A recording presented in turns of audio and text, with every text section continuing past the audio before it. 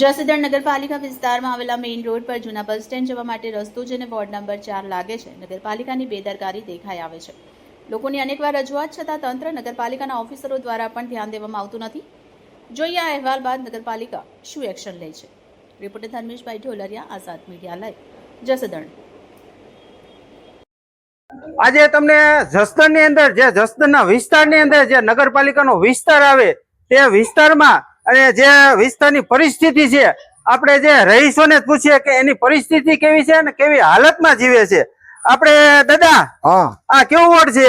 આ 4 નંબરનો વોર્ડ છે। હા, અને આ તમારી પરિસ્થિતિ કેવી છે? અમારી ખરાબમાં ખરાબ પરિસ્થિતિ છે। હા, આ હલાતું નથી અને બાવડા પકડીને અમે આમ હાલીને ગામમાં જમવું હોય તો અમારે જે હલાતું નથી અને સભ્યોને કહે છે કોઈ આવતા નથી અને અહીંયા જેમ અમે એમ કામ કરીને વ્યાજ જાય છે અને અમારી પરિસ્થિતિ બહુ ખરાબ છે। અને આ કેટલા સમયથી કામ ચાલુ છે? 3 મહિનાથી આમને પડ્યું છે, કોઈ આવતા નથી, કોઈ નગરપાલિકાના કોઈ માણસ આવતા નથી, જોવાય નથી આવતા, અહીંયા કઈ કહેવાય નથી આવતા। અને તમે જોઈ શકો છો આજે નગરપાલિકાની જે બેદરકારી છે, નગરપાલિકાના ચીફ ઓફિસર કે એન્જિનિયર કે કોઈ પણ સભ્ય કે પાલિકાના પ્રમુખ કોઈ પણ આ વિસ્તારની અંદર ધ્યાન દેતા નથી। અને જે કુંડીનું કામ છે ને એ તમે જોઈ શકો છો કે કુંડીનું કામ જો તો કેવું કામ કર્યું, જો કુંડીને આ ઈંટો એમને ખુલ્લી પડી છે, કુંડીના કામ છે। આ જનતાના પૈસાનું પાણી કરી નાખે છે અને આવા લોકો નગરપાલિકામાં ધ્યાન દેતા નથી। જય હિન્દ, જય ભારત। આજે જસદણથી Azad media news reporter Dharmesh Dholariya બતાવી રહ્યા છે। આજે વિસ્તારવાળાને પૂછીએ કે આમાં તમને આ કેવી પરિસ્થિતિમાં તમે જીવો છો? 4 નંબરના વોર્ડમાં આવેલું છે અને છેલ્લા 3 મહિનાથી આવી રીતના હેરાન થાય છે। નથી આ કોઈ હાલી શકતું કે જે બાથરૂમનું પાણી હોય ને એ બહાર આવે છે, મચ્છરો અને બધા અત્યારે કે મોટી ઉંમરના નાના છોકરા બીમાર પડી જાય તો કોઈ પણ ધ્યાન દેતું નથી। જયારે મત લેવાતા ત્યારે બધા આવતા હતા, અત્યારે જનતાનું પૈસાનું પાણી કરી રહ્યા છે આ લોકો, ક્યાં ધ્યાન ન દેતા। આ કરપ્શન કહેવાય ને, કરપ્શન ખોટી રીતના આ બધું હરખું તો એ લોકોને વ્યવસ્થિત કરવું પડે।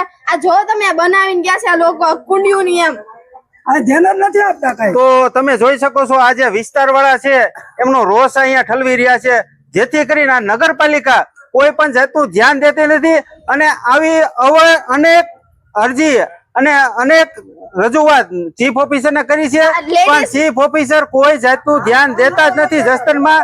તો આવા ચીફ ઓફિસર શું પગલા લેવા એ જનતા જ પૂછે। પાણી બારે જાય છે, બાથરૂમ જાવું ક્યાં લેડીઝ ને? ગટરનું પાણી અમે પીએ છીએ સાહેબ, ગટરનું પાણી પીએ છીએ અમે। કેવી રીતે પાણી પીવું? આ લાઈનમાં તૂટી જાય છે, લાઈન તૂટી જાય છે, પાણી અમારે આવે છે કેમ થી? તો તમે જોઈ શકો છો વિસ્તારના જે રહીશો છે કેટલા હેરાન થઈ રહે છે। આઝાદ મીડિયા તમને આજે બતાવી રહી છે લાઈવ। આમાં કોન્ટ્રાક્ટરે કામ કરેલ છે, જ્યાં પાણીની લેન છે ને ત્યાં ઉપર સંડાસની લેન નાખી।